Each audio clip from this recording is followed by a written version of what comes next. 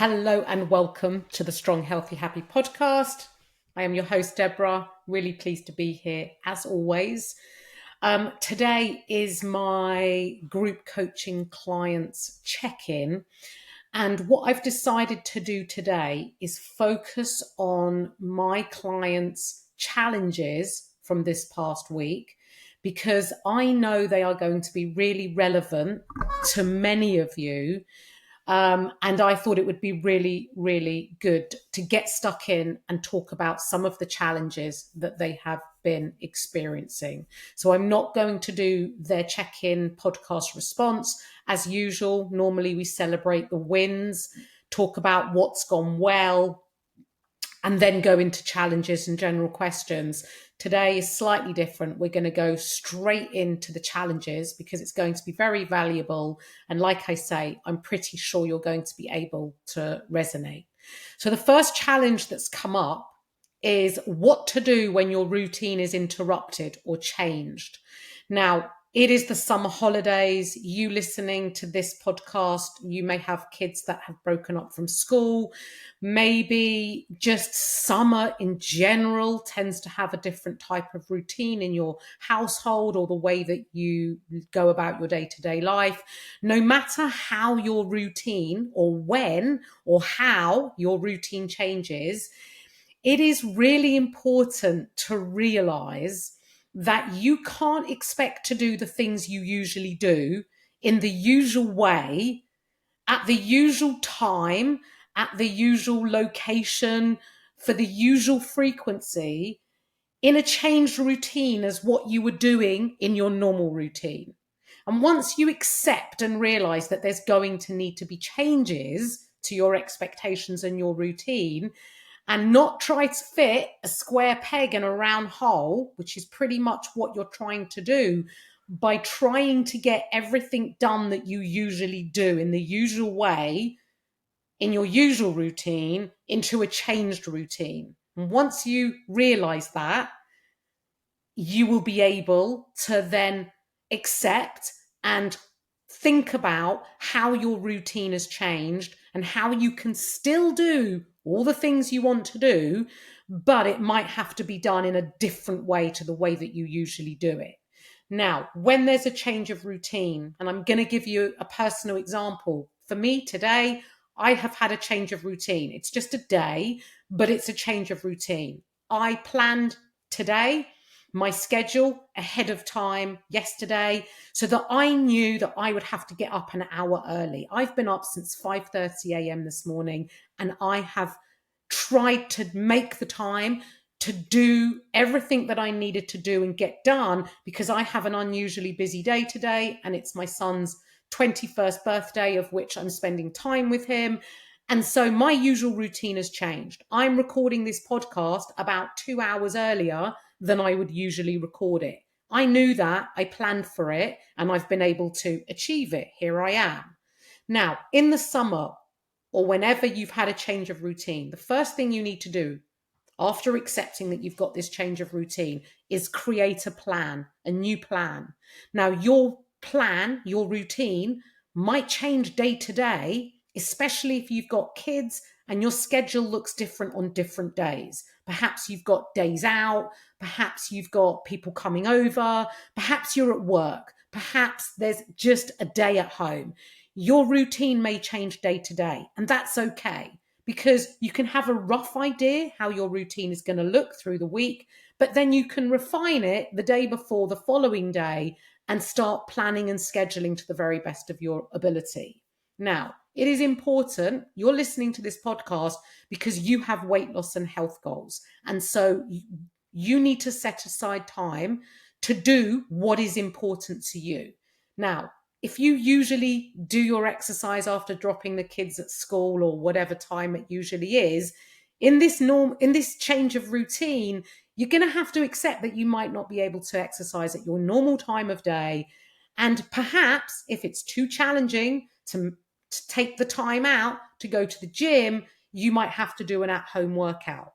Something is always better than nothing, and working out from home can be a really effective workout. It's not a waste of time, and you will just feel better from the sheer act of moving your body and exercising. And then the rest of your day is probably going to have a positive knock-on effect as a result of doing that exercise. You may not be lifting heavy weights in the gym, but that's okay. You're still exercising. And it's always about looking at what you can do and not stressing over what you can't do. So accept that your normal routine of your exercise, the time, the location, the duration, the frequency might change. Plan and structure to the very best of your ability, but put it in your diary like an appointment so that you can then know exactly how your day looks, and it will also enable you to stay a lot more accountable to it. You also need, as well as scheduling time into exercise, you want to get your steps in and you want to keep your daily movement at a level that makes you feel good. Now, if you're not by yourself and you've got kids around, get them involved, get them out. It doesn't matter what age your kids are. If they're young, take them to the park, get them out on their bikes. You can do the walking probably behind them if they're on their bikes. If they're older, create and plan and think of and research some really fun activities that they will be interested in that you can do. And it doesn't matter what it is. It could be walking around London. It could be having a go at playing tennis. It could be anything. Get them out, do some exciting things, because you'll be spending time with them as well as keeping your own movement at the level that you want to keep it at. When it comes to nutrition and food choices, again, you may have a really good routine with your nutrition and food choices in your normal day-to-day routine and life. If your routine has changed, so will your planning ahead for your nutrition and food. So if you've got days out, do you need to prepare food? Take food with you? Are you going to be buying food? Where are you going to be eating? What are you going to be choosing? It's really good to have a bit of foresight and do a bit of research. So if you're on a day out and you're going to take a packed lunch, make sure that you've got the foods in your house that enables you to create a packed lunch that ticks off all your requirements and aligns with your goals, and that you're eating the foods that support your goal. Just because it's the summer, you don't have to disregard your goals or all the usual types of foods that support your health and your goal. It doesn't have to be an all or nothing approach. You can find that middle ground and still eat to support your health and your goal without going crazy, but still including perhaps an ice cream with the kids or whatever it might be in the afternoon. It doesn't have to be all or nothing. You can still manage your nutrition by planning and scheduling, and making sure that you're looking after yourself as well as having food for the kids or whoever else is going on your day out. If you've got days at home, what are you going to do? You don't want to be picking all day. Have you planned your meals? What are they going to be? Maybe it's a good opportunity on a day at home to do a bit of batch cooking, making sure you've got healthy meals that you can have in the evenings or for lunches, and you've got leftovers that enable you not to have to be cooking every 5 minutes. You don't have to always cook from scratch. Supermarkets do really great ready meals as well. And you can also get ready cooked meats, salad bags, vegetable sticks, whatever it is that you like to eat. Don't feel that you've got to be cooking every day from scratch, but plan and schedule. And remember, like if your kids are like my kids, they'll eat you out of house and home. When are you going to the supermarket? When do you need to do your top-up shops? Can you get a click and collect? Is it more suitable for you to get a delivery? Can you get to the supermarket? Is your time impacted? You've got to have a plan, and it's got to fit in with your new plan and your new routine. So start planning and scheduling, and don't let yourself get thrown out by a change of routine. You can be adaptable. It is possible, but you've got to plan ahead. You can't wing it, because wing it is too difficult, and you're potentially putting yourself at risk of not doing all the things that you want to do and that are important to you. So don't let the summer be an excuse or a reason, or any time of the year or change of routine be a reason that you just think, oh, well, I can't do this, so sod it, I'm just not going to do anything. That is an all or nothing approach. And an all or nothing approach will actually set you further back than if you take the, I'm going to do the best that I can, and I'm going to try and have a bit of balance, and I'm going to schedule and plan to the very best of my ability, even if I can't do everything that I want to do. You will make more progress with that approach than the all or nothing approach. Okay, the other challenge that's come across, hopefully you found that helpful. The other challenge that's come up and question is, what do you do when you feel like you've lost your mojo? Now, this is quite a big question, and it's also very individual, because without investigating further as to why you've lost your mojo, what are the reasons for you as an individual that you've lost your mojo? And what I would recommend that you really do to my client that asked this question is that you write down exactly why you feel you've lost your mojo. And it's a form of journaling. And journaling is a way for you to reflect, but also gain perspective over your thoughts and feelings. And getting them down on paper is really, really helpful, because you will gain an understanding yourself as to why you feel you've lost your mojo. What's been going on that you feel that you've lost your mojo? And when you also, as a form of from your journaling, depending what you discover through your journaling, is if there are things beyond your control that you can't control, and it's that feeling of lack of control, identifying that through your journaling is going to be really helpful. And also asking yourself, I can't control what's going on, whatever it might be, but these are the things that I can control, because there is always something that you can control. And then come up with the steps as to how you're going to control those things, what you can control. And it might be really small things, like getting yourself out for a 5-minute walk, because doing that will improve your well-being, your mental well-being. Movement makes you feel good. Everything feels better after going out for a walk, irrespective of the weather. So start small. Lower the barriers to entry of you doing these things. Don't forget to celebrate what you do well. So if you did get out for that 5-minute walk or whatever it is that you set yourself, celebrate it and really appreciate that you did get it. If you don't celebrate those wins and don't celebrate what you did well, you are missing a huge part of your journey.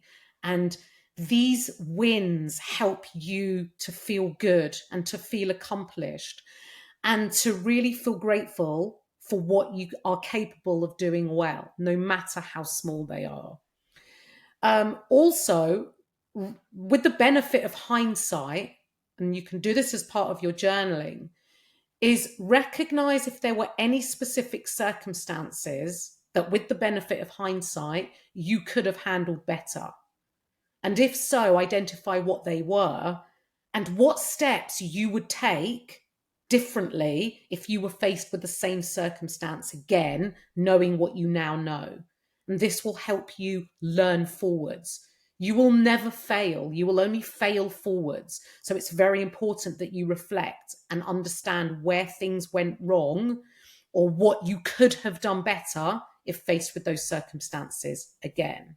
Now, the other reason that people can sometimes feel like they lose their mojo is sometimes it's just a part of life.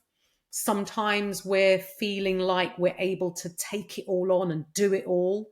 And other times we feel like things just feel really hard. And sometimes these can be from the external pressures that are going on in our lives or things beyond our control, which is why it's really important to set those small, realistic expectations of yourself and being able to do small things and focusing on those small things. The other reason why I feel sometimes people lose their mojo, and you've been coaching now for a few months, and I find this with clients a lot, and I've experienced it myself. And I kind of like, if I'm going to sort of give you a comparison, which is nothing to do with health and fitness, but I don't know if you've got young kids, if if you remember when they were young and you take them to school, like reception class or nursery for the first time, and they're so excited and they run in and they love it and they're making new friends and they're doing activities and they love it. And every day they can't wait to get up, get dressed and go to school, and they're loving it. And then all of a sudden, might be after a few days or a few weeks or the first week, they don't want to go to school anymore because the realization hits that they got to do this every single day for a very long time. Now, when it comes to your health goals, it's the realization that improving your health and then maintaining it is something you're going to be doing for the rest of your life. That's the realization. You can't do something for 6 weeks, feel great, and then go back to doing what you were doing. So sometimes that loss of mojo is like the kid that realizes they got to go to school every day and the fun doesn't feel quite so fun anymore. It's that initial enthusiasm. Now the realization has hit that this stuff that we do, it's not shit, it's bloody good, but this stuff we have to do every single flipping day is what helps us to feel good and improves and benefits our health. And what's the alternative? Doing nothing and feeling worse and not being happy in ourselves. So there is no alternative. Now, it doesn't mean that you have to do everything. The way I coach and how I communicate in our chat groups and how I talk on my podcast, my message is always the same. I never expect perfection. I never expect everybody to do everything all of the time. But what I do expect is that you do as much as you possibly can and focus on what you can do and not stress over what you can't do. And the thing that I absolutely don't want anyone to ever do is give up. Because when you give up, then you really are going to be setting yourself further back. So focus on what you can do. And it doesn't need to be everything. It can be those small things that you know without a shadow of a doubt you can achieve. Because then you will feel that sense of accomplishment at the end of the day. You will be more likely to repeat them the following day. So a loss of mojo, it comes and goes. Sometimes it's high, sometimes it's a bit lower, but you still have to do the things that support your health, because if you don't, you will feel a lot worse off. And that's not a nice feeling. So think about what you can do. Think about those small things that you can set yourself. Lower those barriers to entry. Celebrate the wins, focus on what you can do, and don't stress over what you can't. Now, you have actually set yourself some intentions. Now, for those of you listening to this podcast, and you might not be a client, I ask my clients to set some up to 3 weekly intentions. These intentions are the small things, and this client, and this is a really great thing for you to do. And I have done a podcast separate all about it. And if you would like to listen to the importance of those daily intentions, and if you're feeling overwhelmed, especially, is please reach out, message me, and I will link you to it.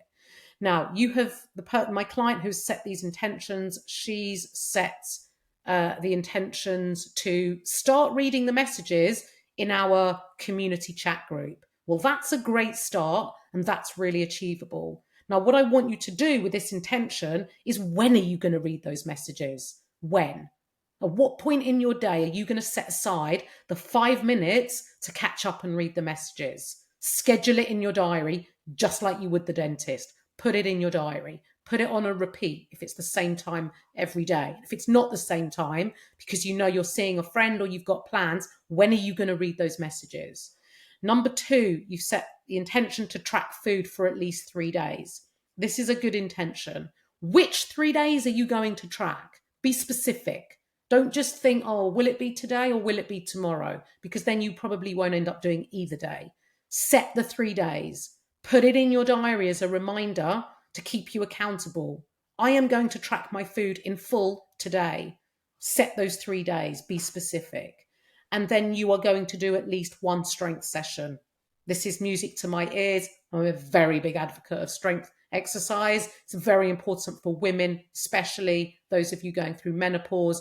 It helps you massively. As well as if your goal is to tone up, you got to do strength exercise. Now, you doing one strength session, my question to you is, when are you going to do it? Which workout are you going to do? Schedule it in your diary. Be accountable. Schedule, schedule, schedule. And this kind of ties back in with the first question is of how do I handle a change of routine? These are all the things that are going to help you.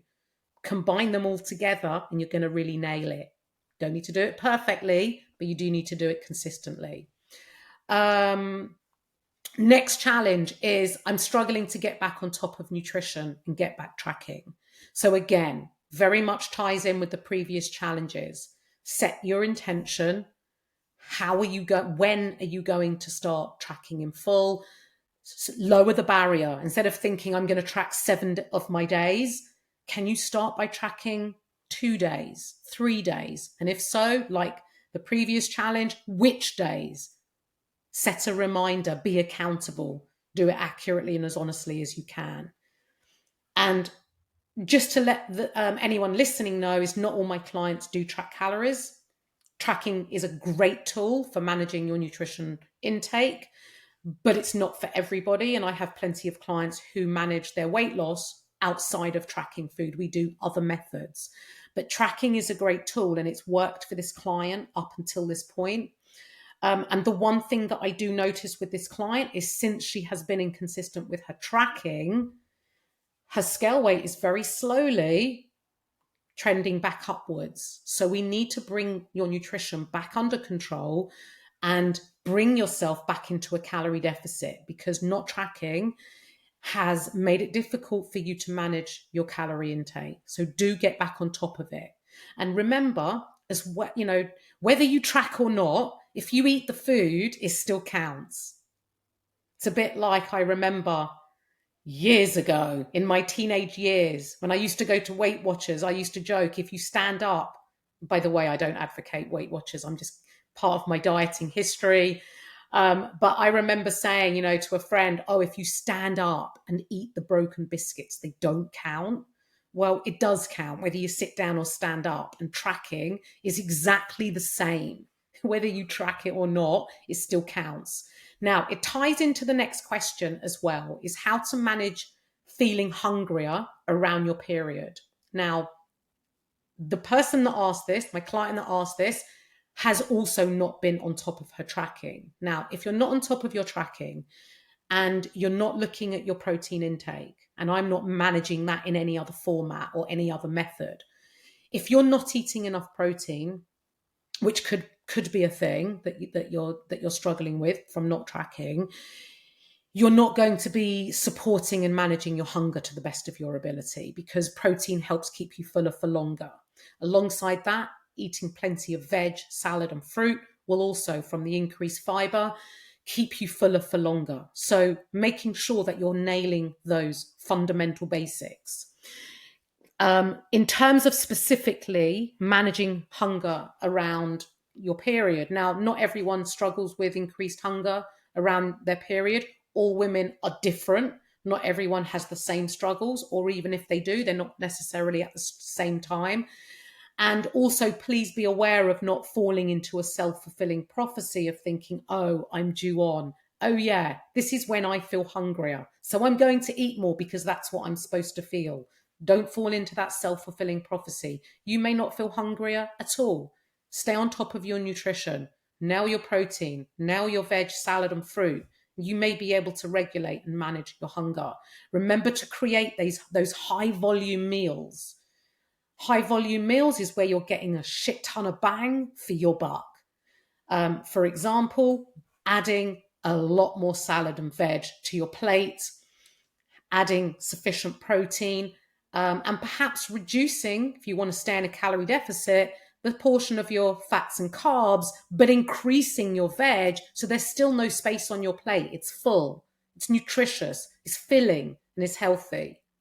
Now, if you are having specific cravings around your period and it's too hard for you for those 3 days or however many days it might be to stay in a deficit, you can bring yourself up to maintenance. And for maintenance, I would advise no more than 300 calories for you to add on to your calories that you have at the moment. Now, 300 calories isn't as much as you might think that you need. You'll get a chocolate bar in for that, maybe a few calories left over, but you'll get a chocolate bar in for that. But that might be just what you need to just satisfy that craving and then move on. The other thing I would recommend, if you are feeling the urge for those higher fat types of foods, is add protein to it. So if you're having a chocolate bar, think about, what can I add to this so that it's not just a chocolate bar that goes into, doesn't take very long to eat a chocolate bar. No matter how mindfully you eat it, it doesn't really last that long. There's no volume. So how about you add to that chocolate bar, in a little bowl, some strawberries, some raspberries, blueberries, some cut up apricots or plums or whatever you like, and then maybe some Greek yogurt and the chocolate bar. And therefore, you're going to have a much more substantial filling snack that will more likely satisfy you. And you could probably do that for 300 calories. So think about how you can manage your hunger with higher volume foods, adding protein and veg to your snack, or to something like a chocolate bar. And hopefully that will help you manage. Now, the last challenge that I'm going to share is one of my clients has asked, what do you do when you don't feel motivated and you feel exhausted? Now, that's like a two-part question. I'm going to start with the exhausted. So first of all is looking at why you're exhausted and are you supporting good quality sleep? If you're going to bed really late and you're not getting enough sleep, it's not going to leave you feeling very energized. It's going to leave you with a very low mood as well. So are you supporting good sleep? Are you setting yourself a regular bedtime? Now, it might sound to you, you might laugh and think, God, I'm 50 years old. Why would I set myself a bedtime? Because it helps regulate your sleep. That's why. You have a really great function in Apple Health that lets you set a bedtime and wake time. It's really, really helpful. And you can set yourself a bedtime and it will give you an alert half an hour beforehand to tell you that it's time to wind down before your bedtime. And in that wind down time, remove your phone, come off your phone. You scrolling in your bed is not helping support good sleep quality. Potentially you're being stimulated. And what if you see a post or something that triggers you right before bed? It's not a great way to wind down before bed. So do make sure you're coming off your phone.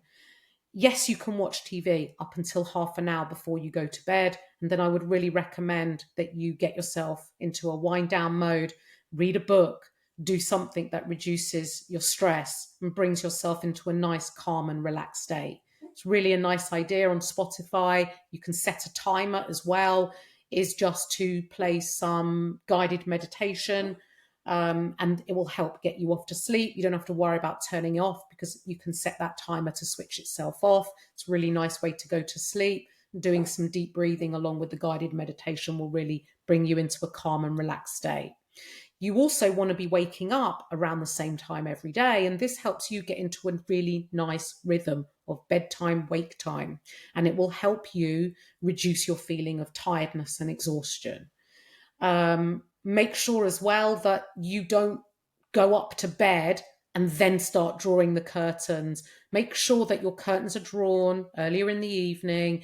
You've got plenty of air and the windows are open, and that when you go into your bedroom, it's a nice, relaxed, calm state for you to promote good sleep quality. In terms of motivation,